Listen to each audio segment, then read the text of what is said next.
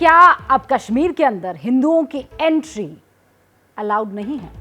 क्योंकि कश्मीर में हिंदुओं को टारगेट करके उनकी हत्या की जा रही है। बीती रात आतंकियों ने एक गैर कश्मीरी हिंदू मजदूर की गोली मारकर हत्या कर दी। यही वो वक्त था जब हमने आपको ये खबर सुनाई थी। आतंकियों का मकसद है आतंक फैलाना और वो इस मकसद में कामयाब हो रहे हैं। जम्मू कश्मीर के चिंताजनक हालात पर आज गृह मंत्री अमित शाह ने उपराज्यपाल मनोज सिन्हा के साथ बैठक की। इसमें निर्देश दिए गए कि घाटी में सक्रिय ओवरग्राउंड वर्कर के नेटवर्क पर कड़ी चोट की जाए ताकि आतंकी हमले में मिलने वाली स्थानीय मदद रोकी जा सके। गृह मंत्री ने कहा कि कश्मीरी हो या गैर कश्मीरी, सबकी सुरक्षा के कड़े इंतजाम किए जाए। घाटी के अंदर खुफिया तंत्र को और मजबूत किया जाए। आतंक फैलाने वाले लोगों से सख्ती से निपटा जाए। हालांकि लगातार बढ़ती घटनाओं के बाद कश्मीर में काम करने वाले हिंदू अब घाटी से जा रहे हैं। इस रिपोर्ट में देखिए कि ऐसा हो क्यों रहा है और सरकार ने इससे निपटने के लिए तैयारी क्या की है। मास्टर स्ट्रोक की यही कवर स्टोरी।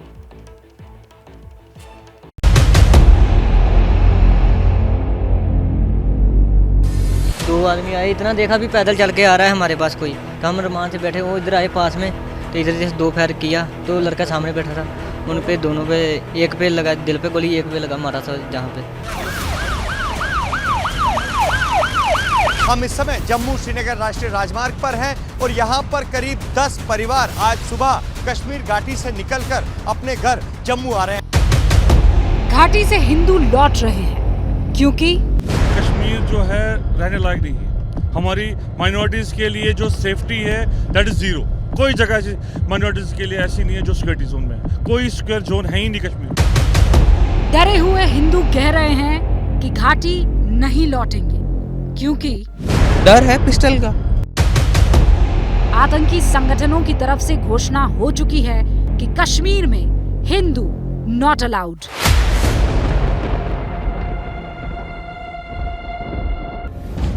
राहुल भट्ट के सीने में उतारी गई गोली, रजनी बाला के सर में दागी गई गोली, टेरर का टारगेट बने बैंक मैनेजर विजय कुमार, गरीब मजदूर मेहनतकश दिलखुश कुमार के सीने में उतारी गई गोली। ये सब घटनाएं बता रही है कि हिंदू अगर कश्मीर घाटी में जाएगा तो मारा जाएगा।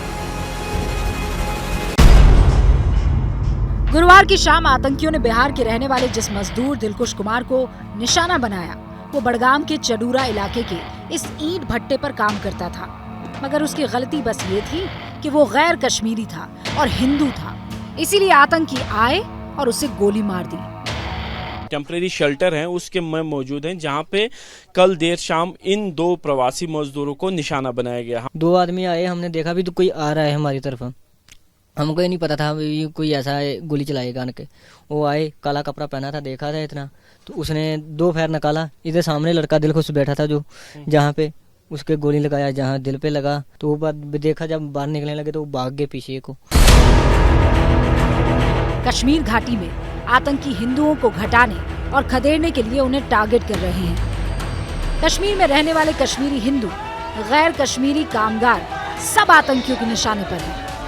कश्मीर से लौटने वाले हिंदू जो बता रहे हैं, उसे सुनकर सवाल उठ रहे हैं कि क्या कश्मीर एक बार फिर से 1989 वाले हालात की ओर बढ़ गया है। जो वहाँ का आम मुसलमान भी है, उसकी आंखों के अंदर हमें वो घृणा नजर आती है। हमें वो नजर आता है कि ये काफिर हैं और ऐसे मुंह पे बहुत अच्छा बनेंगे, लेकिन आप अपने अंदर के जज्बात को कितना छुपाओगे। ये अभी डर का माहौल चल रहा है, जो टारगेट किलिंग्स है। 90 में तो ये अंधाधुंध किसी को, हर किसी के हाथ में बंदूकें होती थी। तो ये स्टार्टिंग का दौर ऐसा ही होता है कि आप पहले एक को मारें, 10 को डराएं। सेलेक्टिव टारगेट किलिंग के बाद कश्मीर में अल्पसंख्यक हिंदू लौटने लगे हैं। बैंक मैनेजर विजय कुमार की हत्या के बाद कई परिवार घाटी से जम्मू पहुंच चुके हैं।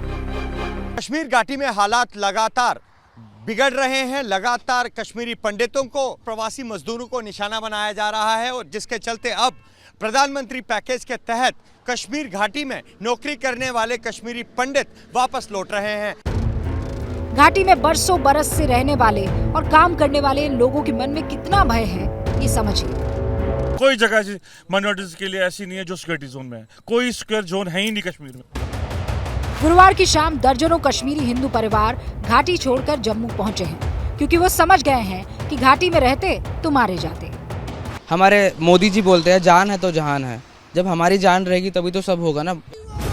आतंक के सताए घाटी से लौटे रजत और अमित सरकार और सिस्टम से सवाल पूछ रहे हैं। वो जीने का हक मांग रहे हैं। हम 21 दिन से सिर्फ एक ही डिमांड कर रहे थे और कुछ नहीं मांग रहे थे सरकार से, that is right to live. Not only gives us government of India but our Indian constitution also under article 21। और हम कुछ डिमांड ही नहीं रख रहे। इंडियन सिटीजन्स को आप इवैक्यूएट करते हैं जहाँ पे वॉर जोन होता है। क्या इनको नहीं लगता कि कश्मीर एक वॉर जोन है?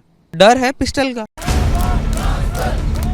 कश्मीर घाटी से जम्मू पहुंचे इन सरकारी कर्मचारियों का कहना है कि अब दोबारा कश्मीर घाटी नहीं जाएंगे, बेशक उनकी नौकरी क्यों ना चली जाए।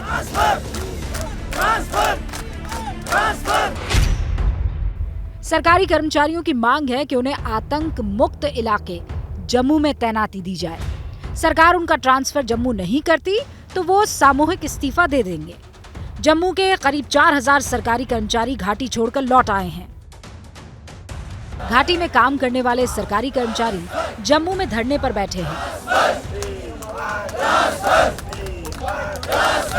इनके मन में घाटी के आतंकियों की गोली का खौफ है।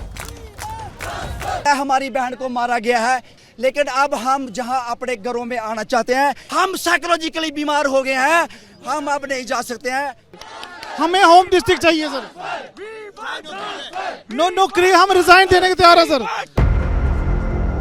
जम्मू में कश्मीर से विस्थापित हिंदुओं की मिनी टाउनशिप जगती कॉलोनी में घाटी से लौटने वालों की तादाद अब बढ़ने लगी है। कश्मीर घाटी में लगातार हो रही टारगेटेड किलिंग्स और इस टारगेटेड किलिंग के बाद वहां से घबराए हुए लोगों का पलायन जारी है। टैक्सियों में अपना सामान लोड करके हिंदू जान बचाकर घाटी से लौटने लगे हैं। क्या करेंगे? अब खुश है वापस आ गए? हाँ बिल्कुल बिल्कुल, बहुत खुश। अब वापस जाने देंगे इनको? हाँ ठीक हो जाए, हालात ठीक हो जाएगी। जब हालात ठीक हो तब जाए तक नहीं, तब तक कहाँ जाएंगे। ये कश्मीरी हिंदू कई साल से सरकार के अलग अलग विभागों में काम कर रहे थे और घाटी में तैनात थे, लेकिन रजनी बाला और विजय कुमार की हत्या के बाद इन्हें घाटी में रहना ही नहीं है। अब तो नहीं लग रहा, हम चाह रहे हैं कि हमें जम्मू ही ट्रांसफर कर दो, वो ठीक रहेगा sir.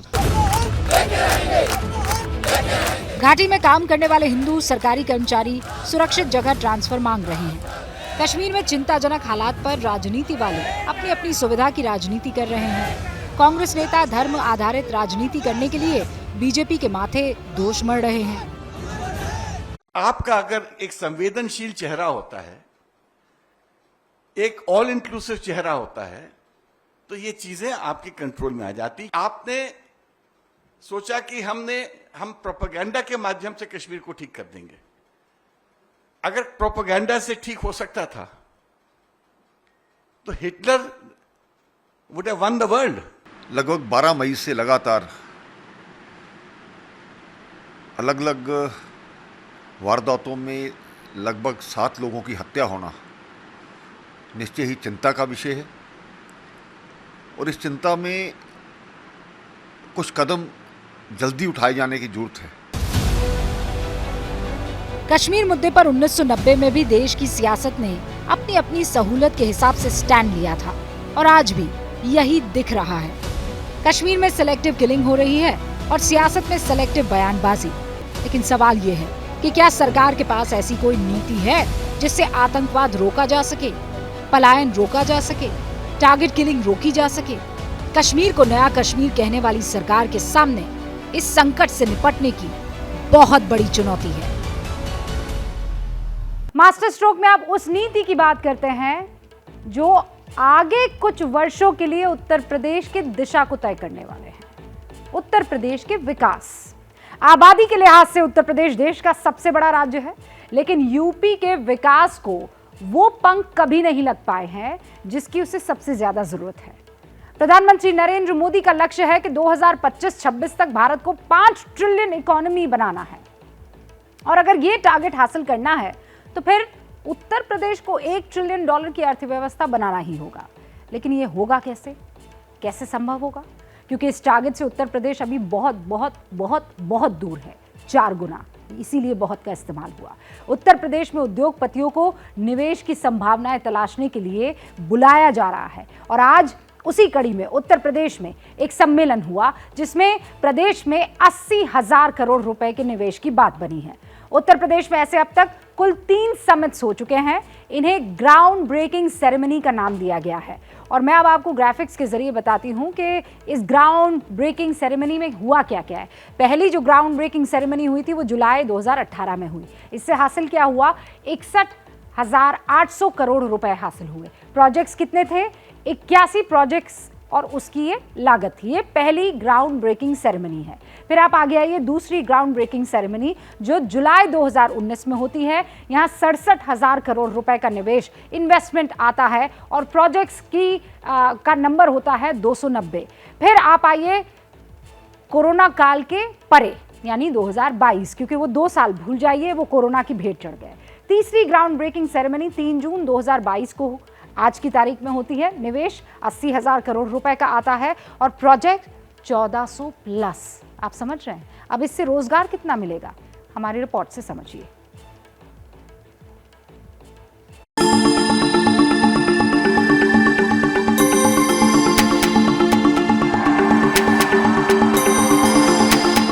Honorable Chief Minister, you are establishing the foundation on which UP's $1 trillion economy will be built. $1 trillion यानी 77,62,000 करोड़ रुपए और अभी यूपी की अर्थव्यवस्था है सिर्फ 20 लाख करोड़ रुपए की, यानी $1 ट्रिलियन से अभी 4 गुना कम है। लक्ष्य बड़ा है, मुश्किल भी है, लेकिन नामुमकिन नहीं। अब सवाल ये है कि ये होगा कैसे। यूपी की अर्थव्यवस्था $1 ट्रिलियन की बनेगी कैसे? इसी मुश्किल का हल ढूंढने के लिए यूपी में आज निवेशकों का जमावड़ा लगा। तीसरी ग्राउंड ब्रेकिंग सेरेमनी। यहाँ पता लगा कि 1400 से ज्यादा प्रोजेक्ट के माध्यम से 80,000 करोड़ रुपए का निवेश उत्तर प्रदेश में होगा। अब ये भी जान लीजिए कि बड़े औद्योगिक घराने किस क्षेत्र में निवेश कितना करेंगे। डेटा सेंटर के क्षेत्र में अडानी ग्रुप 5,122 करोड़ रुपए का निवेश करेगा। हीरानंदानी ग्रुप भी डेटा सेंटर में 9,100 करोड़ रुपए का निवेश करेगा। सॉफ्टवेयर सेंटर में माइक्रोसॉफ्ट 2,186 करोड़ रुपए का। सीमेंट निर्माण फैक्ट्री में डालमिया ग्रुप 600 करोड़ रुपए का। 700 करोड़ रुपए की लागत से कोका कोला बॉटलिंग फैक्ट्री लगाएगा, जबकि करीब 600 करोड़ रुपए की लागत से ही एसीसी ग्राइंडिंग प्लांट लगाएगा। जुलाई फर्स्ट वीक में हमारा शॉपिंग मॉल इनागुरेट हो रहा है। इंडिया का सबसे बड़ा शॉपिंग मॉल है, सबसे बड़ा हाइपर मार्केट है, सबसे बड़ा फूड कोर्ट है, सबसे बड़ा सिनेमा है, 20 स्क्रीन एंड इसमें आईमैक्स है। वो यूपी में लखनऊ में खोल रहा है। कितने जॉब जनरेट कर लेंगे और कितने का इन्वेस्टमेंट? 10,000 पीपल, ऑलरेडी 5,000 पीपल हमारे शॉपिंग मॉल में, 5,000 पीपल। कितने का कुल इन्वेस्टमेंट? ये हमारा इन्वेस्टमेंट 5,000 करोड़ है सब मिलके। श्री सीमेंट कर रही है 1,200 करोड़ का इन्वेस्टमेंट। 600 करोड़ का हमने बुलंदशहर में ऑलरेडी कर दिया। 600 करोड़ रुपया हम लोग बैकवर्ड डिस्ट्रिक्ट एटा में कर रहे हैं। ये इसलिए कर रहे हैं कि हमको ये देख रहा है कि यूपी में पोटेंशियल है और काम अच्छा होगा। उत्तर प्रदेश सरकार ने एक 1 ट्रिलियन इकोनॉमी का एक सपना देखा है, तो उस सपने को साकार करने के लिए हम भी अपना योगदान देने की कोशिश कर रहे हैं। आज एक सीमेंट प्लांट का फिरोजपुर में इसका इनॉग्रेशन होगा, भूमि पूजन होगा माननीय प्रधानमंत्री और माननीय चीफ मिनिस्टर साहब के द्वारा। और पूरी आशा है कि जिस हिसाब से यहाँ का एक माहौल बन रहा है ये बहुत आगे जाएगा। यूपी में अगले 5 साल तक हर साल लगभग 1,000 करोड़ रुपए सिर्फ डेटा सेंटर में इन्वेस्ट करेंगे, ऐसी हमारी योजना है। मैं अपने अनुभवों के आधार पर आज इस मंच पर पूरे दावे से कह सकता हूं कि यूपी की वर्तमान सरकार जो वादा करती है उसे पूरा भी करती है। भारत के सबसे अमीर शख्स अडानी ग्रुप के प्रमुख गौतम अडानी यूपी की तरक्की में बड़ा योगदान कर रहे हैं। वो उत्तर प्रदेश में 70,000 करोड़ रुपए का निवेश करेंगे। We are investing over 70,000 crores in the state. We anticipate this investment creating over 30,000 jobs. Of this investment, rupees 11,000 crores has already been spent across our transmission, green energy, water, agri-logistics, and our data center business. We are also investing rupees 24,000 crores on road and transport infrastructure and rupees 35,000 crores on multimodal logistics as well as defense sectors. आजादी के बाद Birla group ने UP में जो पहला निवेश किया था वो चित्रकूट के रेणुकूट में था, जहां बिरला समूह की तरफ से हिंडाल्को एल्यूमीनियम फैक्ट्री लगाई गई थी। अपनी कंपनी के इस पहले निवेश का जिक्र आज कुमार मंगलम बिरला ने किया, जो यूपी में आने वाले 3 सालों में बड़ा निवेश करने वाले हैं। Cement business, for example, is investing 5,000 crores in cement grinding capacities in Shahjahanpur and near Lucknow. Several of our other businesses, namely carbon black, aluminium and financial services, have large investments in the pipeline to be made in the next 3 years. I would like to take this opportunity to assure Chief Minister Yogi Adityanath ji and the administration that we will always and continue to be active partners in the remarkable development journey of Uttar Pradesh. ये दावा है कि इस निवेश से UP में 5 लाख लोगों को रोजगार मिलेगा। यूपी के मुख्यमंत्री योगी आदित्यनाथ ने बताया कि अब तक कितना रोजगार यूपी में दिया जा चुका है। आदरणीय प्रधानमंत्री जी के मार्गदर्शन में 1 डिस्ट्रिक्ट 1 प्रोडक्ट के माध्यम से आगे बढ़ाने का जो कार्य किया, 1,61,00,000 से अधिक युवाओं को हम लोगों ने प्रदेश में निजी क्षेत्र में रोजगार सृजन की दिशा में मदद करने में भी सफलता प्राप्त की और केंद्र और राज्य सरकार की जो विभिन्न प्रकार की उन योजनाओं से जो आर्थिक स्वावलंबन का मार्ग प्रशस्त करती हैं, 60 लाख ऐसे हमने परंपरागत उद्यमियों को भी इस योजना के साथ जोड़ा, तो 5 लाख नौजवानों को सरकारी नौकरी भी हम लोगों ने विगत 5 वर्ष के अंदर उत्तर प्रदेश के अंदर उपलब्ध करवाई। और इसी का परिणाम है कि आज उत्तर प्रदेश में जो अनएम्प्लॉयमेंट रेट है वो 18% से घट करके 2.9% रह गई है। मुख्यमंत्री योगी आदित्यनाथ ने अपने संबोधन में यूपी की बेहतर कानून व्यवस्था के साथ साथ सुधर रहे इंफ्रास्ट्रक्चर का हवाला देते हुए व्यापारियों से 80,000 करोड़ का निवेश करने को लेकर धन्यवाद भी दिया और ये उम्मीद जताई कि आने वाले वक्त में यूपी देश भर में निवेश करने के लिए सबसे बेहतरीन राज्य बनेगा। यूपी विकास की गति पर आगे बढ़ रहा है और इसीलिए सवाल उठ रहा है कि यूपी में क्या बदल गया है।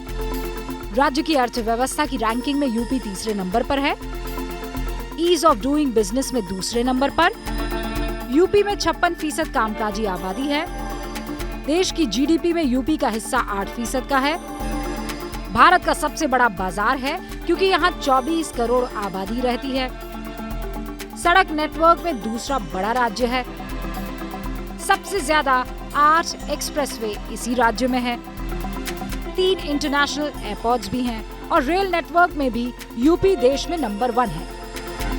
यूपी की इसी खासियत का बखान प्रधानमंत्री नरेंद्र मोदी ने भी किया। देश की कुल आबादी का 16% से अधिक कंज्यूमर बेस हो, जहां 5 लाख से अधिक आबादी वाले 1 दर्जन से ज्यादा शहर हो, जहां हर जिले का अपना कोई न कोई खास प्रोडक्ट हो, जहां इतनी बड़ी संख्या में एमएसएमईज हो, लघु उद्योग हो, जहां अलग अलग मौसमों में अलग अलग कृषि उत्पादों, अनाज, फल, सब्जियों की बहार हो, जिस प्रदेश को गंगा, यमुना, सरयू समेत अनेक नदियों का आशीर्वाद प्राप्त हो, ऐसे यूपी को तेज विकास से भला कौन रोक सकता है। जब आप ये सवाल पूछते हैं कि अब ऐसा क्या हो गया कि उत्तर प्रदेश में बड़े बड़े उद्योगपति निवेश करने के लिए तैयार हैं और हजारों हजार करोड़ रुपए का निवेश कर रहे हैं, इसका जवाब है यूपी की कानून व्यवस्था। आज लखनऊ में बड़े बड़े उद्योगपति भी यही कह रहे थे कि यूपी में कानून व्यवस्था सुधर गई है, लेकिन जब यूपी में निवेश की तैयारी हो रही थी उसी वक्त कानपुर में कानून व्यवस्था से खिलवाड़ की साजिश हो रही थी। आप 2 तस्वीरें देखिए। सुबह यूपी में 80,000 करोड़ रुपए के निवेश की योजना तैयार हो रही थी, एक खाका तैयार किया जा रहा था, एक ब्लूप्रिंट तैयार किया जा रहा था यूपी को आगे ले जाने का। और शाम को देखिए यूपी के कानपुर में जमकर हिंसा होती है, साजिश होती है कि यूपी को कैसे पीछे की तरफ धकेला जाए। कानपुर के परेड इलाके में, नई सड़क और यतीम खाना इलाके में जमकर हिंसा हुई। परेड चौराहा है। शुक्रवार को जुमे की नमाज के बाद यह हंगामा होता है। दो समुदाय आमने सामने हो जाते हैं, पत्थर और ईंटों से हमला किया जाता है। इस दौरान गोलीबारी भी हुई है। हाल ही एक टीवी बहस के दौरान बीजेपी के एक प्रवक्ता ने पैगंबर मोहम्मद सल्लल्लाहु अलैहि वसल्लम पर एक कथित टिप्पणी की थी, जिसे अपमानजनक बताया जा रहा है। इसी वजह से मुसलमान आज के दिन कानपुर में दुकान बंद करवा रहे थे, बंद का ऐलान कर रहे थे। पुलिस ने बताया कि दुकानदारों को अपने शटर बंद करने के लिए मजबूर करने वाले लोग पुलिस कर्मियों से भिड़ गए। बाद में भीड़ को तितर बितर करने के लिए पुलिस को लाठीचार्ज करना पड़ा। इस झड़प में 6 से ज्यादा लोग गंभीर रूप से जख्मी हैं। उधर यूपी में मुख्यमंत्री योगी आदित्यनाथ ने आदेश दिया है कि दोषियों को किसी कीमत पर बख्शा नहीं जाएगा। अब तक इस हिंसा में 18 लोगों को गिरफ्तार किया जा चुका है। सरकार की तरफ से ये कहा गया है कि हिंसा के आरोपियों की संपत्ति या तो नष्ट होगी या जब्त होगी। इस घटना को शासन ने बहुत गंभीरता से लिया है तथा इसके लिए अतिरिक्त पुलिस बल को वहां भेजा गया है, जिसमें कि आज टोटल 12 कंपनी, 1 प्लाटून पीएससी को वहां रवाना किया गया है। इसके अतिरिक्त कुछ अधिकारीगण भी भेजे जा रहे हैं।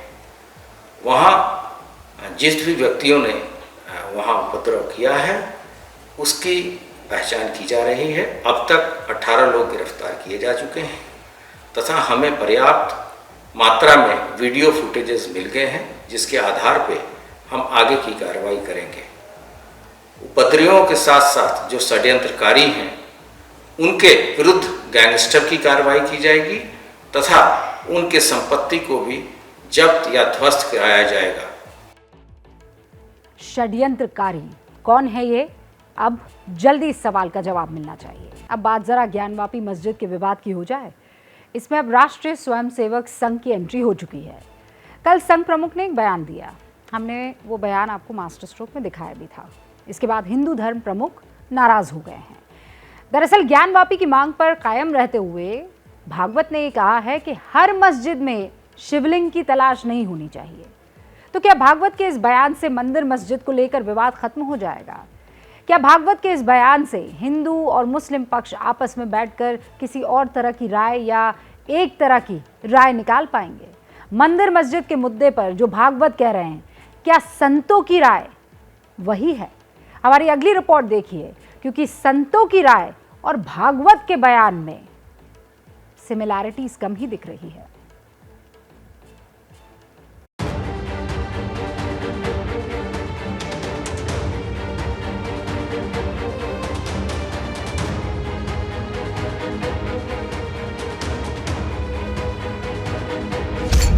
मस्जिद विवाद पर भागवत का अहम बयान आया है। प्रतीकात्मक कुछ हमारी विशेष श्रद्धा थी, ऐसे स्थानों के बारे में हमने कहा, लेकिन रोज एक मामला निकालना नया, ये भी नहीं करना चाहिए। हमको झगड़ा क्यों बढ़ाना है? ज्ञानवापी के बारे में हमारी कुछ श्रद्धाएं हैं, परंपरा से चलती आई, हम कर रहे हैं, ठीक है, परंतु हर मस्जिद में शिवलिंग क्यों देखना?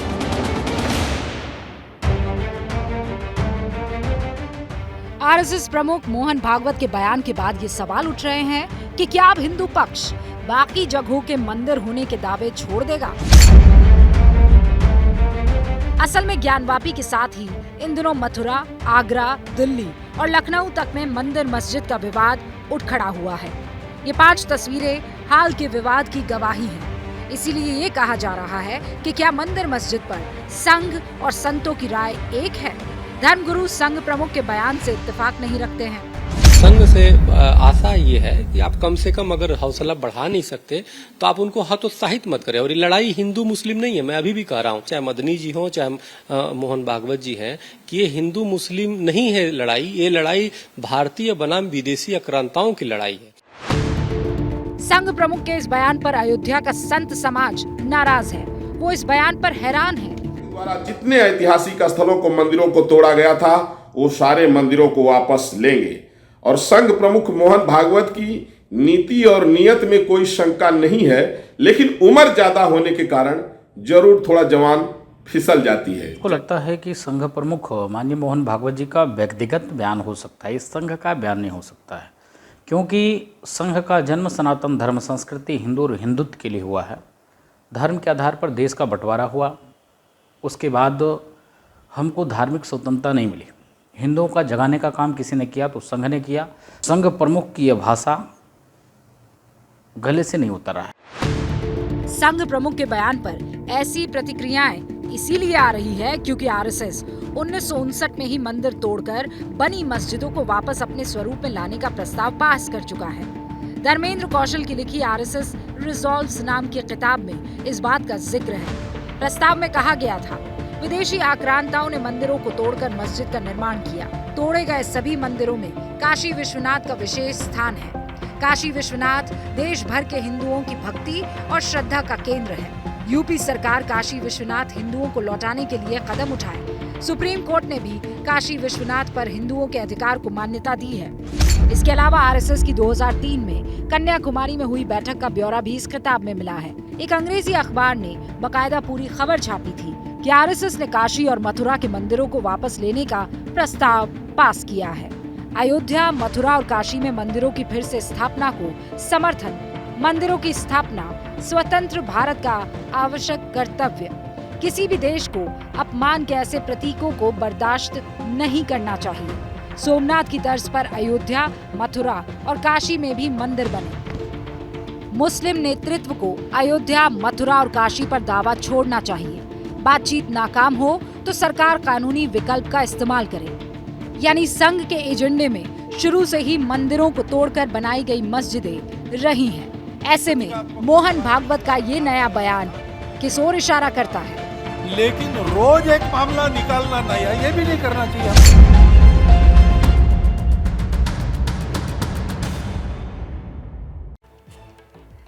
लेकिन अच्छी बात यह है कि बयान बढ़िया है और इस बयान को उस स्थिति में ले लेना चाहिए कि सब एक शुमारी, एक राय हो जाए। पाकिस्तान की बात करें, क्योंकि वहां तो कोई एक दूसरे की सुन ही नहीं रहा, सिर्फ राय दी जा रही है और बयान दी जा रहे हैं। पाकिस्तान कंगाली के चलते डिफॉल्टर होने की तरफ बढ़ रहा है। सरकार खजाने में पैसे जुटाने के लिए जरूरी चीजों के दाम बढ़ा रही है। पेट्रोल की कीमतें 200 रुपए के पार जाने के बाद पाकिस्तान में जनता इतनी नाराज है कि पेट्रोल पंप में आग लगा दी है। पूर्व प्रधानमंत्री इमरान खान ने ऐसे हालात में कहा है कि पाकिस्तान खुदकुशी करने जा रहा है और उसके 3 टुकड़े होने वाले हैं। इमरान खान ने कहा है कि भारत ने पाकिस्तान के 3 टुकड़े करने की तैयारी पूरी कर ली है। अगर पाकिस्तान की हालत और जो अभी की सरकार है वो नहीं सुधरती है तो फिर ये होगा। मुल्क के टुकड़े टुकड़े होने से कोई नहीं रोक सकता।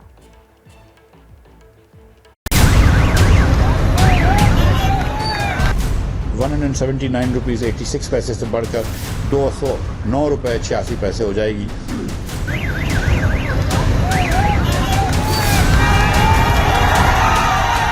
एक मुल्क के ऊपर एटम बॉम्ब भी बचना वो बच जाता है, लेकिन ये जो इखलाकियात तबाह हो रही है पाकिस्तान में।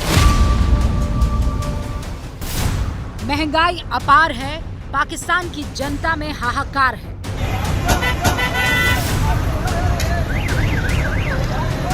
पाकिस्तान की बदहाली देखी, छाई हुई कंगाली देखी। भाई सब गिरे में विद्रोह की आग में जल उठे पाकिस्तान को देखी।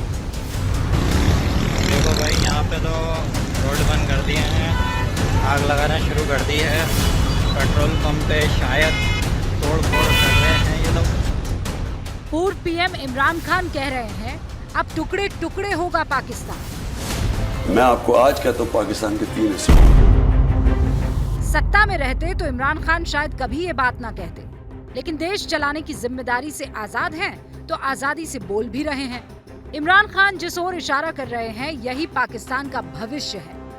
जिस तरह के हालात पाकिस्तान में बनने लगे हैं उसकी बर्बादी का दिन अब बहुत दूर भी नहीं दिख रहा, क्योंकि उसकी अर्थव्यवस्था चौपट हो चुकी है। ₹179.86 से बढ़कर 209 रुपये 86 पैसे हो जाएगी। डीजल के अंदर भी 30 रुपए, इसके बावजूद भी अभी 9 रुपए, तकरीबन 9 रुपए कुछ पैसे पेट्रोल पर नुकसान हो रहा है हुकूमत को। इस पे एक पैसा भी टैक्स नहीं है, इस पर नुकसान हो रहा है। इसी तरह डीजल के ऊपर हम 174 रुपए 15 पैसे का बेच रहे थे, इस पे भी 30 रुपए प्राइस बढ़ाएंगे और इस पे 204 रुपए 15 पैसे का हो जाएगा। पाकिस्तान की सरकार अर्थव्यवस्था को पटरी पर लाने के लिए एक्शन में आई तो जनता का रिएक्शन देखिए।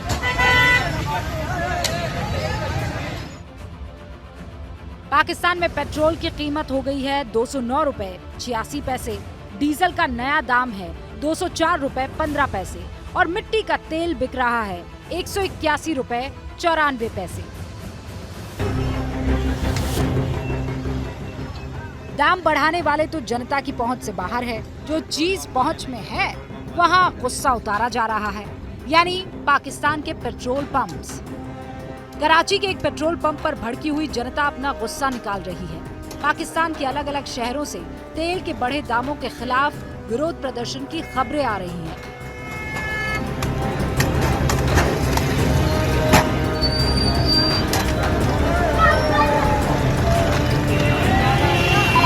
इमरान खान मुल्क के कंधों पर इतना बोझ छोड़ गए हैं कि नए पाकिस्तान का सपना ध्वस्त हो चुका है और अब वो खुद कह रहे हैं कि पुराना पाकिस्तान तो छोड़िए, पाकिस्तान के अस्तित्व पर संकट खड़ा हो गया है।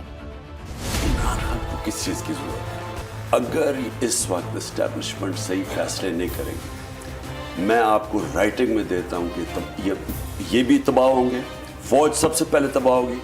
मैं आपको आज कहता हूं पाकिस्तान के 3 हिस्से होंगे। देखो भाई, यहाँ पे तो रोड बंद कर दिए हैं, आग लगाना शुरू कर दी है। पाकिस्तान में 3 अलग देश बनाने की मांग पहले से ही हो रही है। ये है आजाद बलूचिस्तान, सिंधु देश और पंजाब। ये है आजाद बलूचिस्तान, सिंध देश और Punjab, north west frontier province और फाटा के इलाके पहले ही खुद को अफगानिस्तान का हिस्सा मानते हैं। बलूचिस्तान में पाकिस्तान की सेना के खिलाफ पहले से विद्रोह भड़का हुआ है। सिंध और पंजाब में नए देश की मांग को लेकर आंदोलन हो रहे हैं।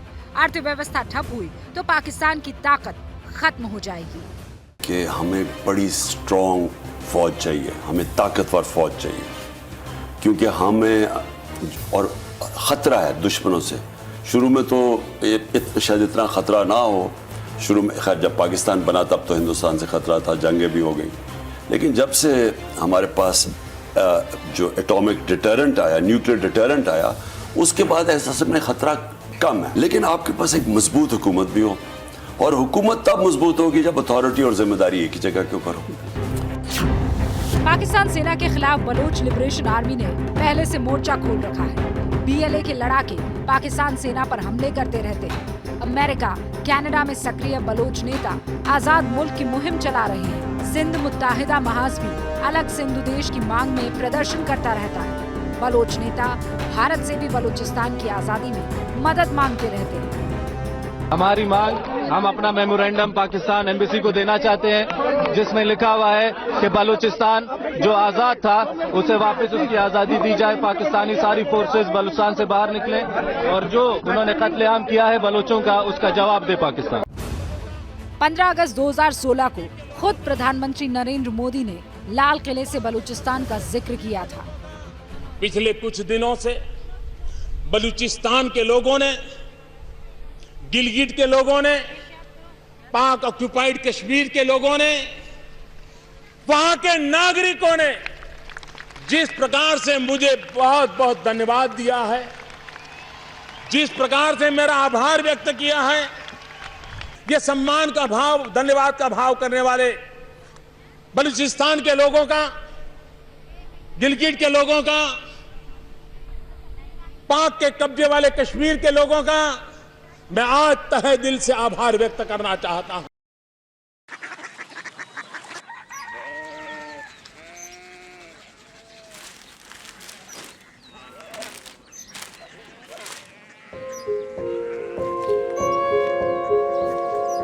पापा, पापा,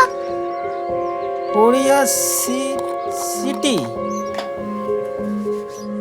जानी ना।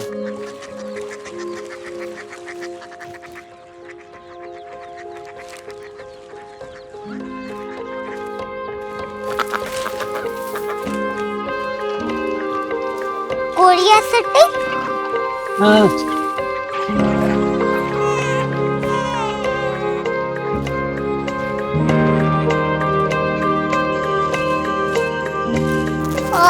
क्यूरियोसिटी कहाँ पे है?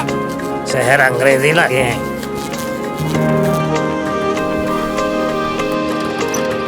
क्यूरियोसिटी।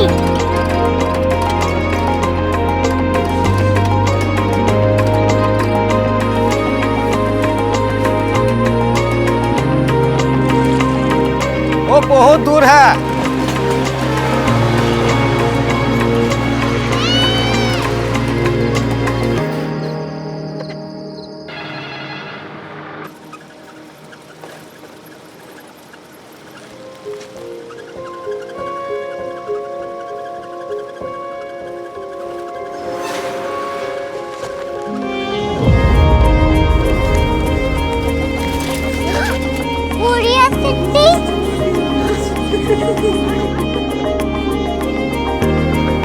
दुनिया कुछ लोग बड़े होते हैं। क्यूरियोसिटी कहाँ है? प्रोफेसर साहब को पता होगा। हो, ये छोटा वाला ग्लोब लगता है और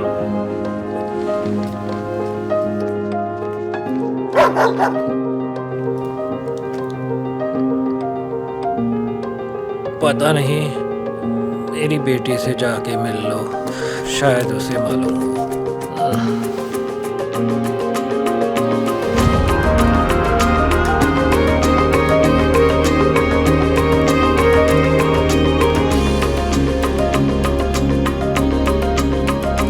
हाय, बाबा ने भेजा है। Come here. क्यूरियोसिटी। क्यूरियोसिटी नहीं, क्यूरियोसिटी। वो क्या? That's what brought you here? जो तुम्हें यहाँ तक ले आया। क्यूरियोसिटी।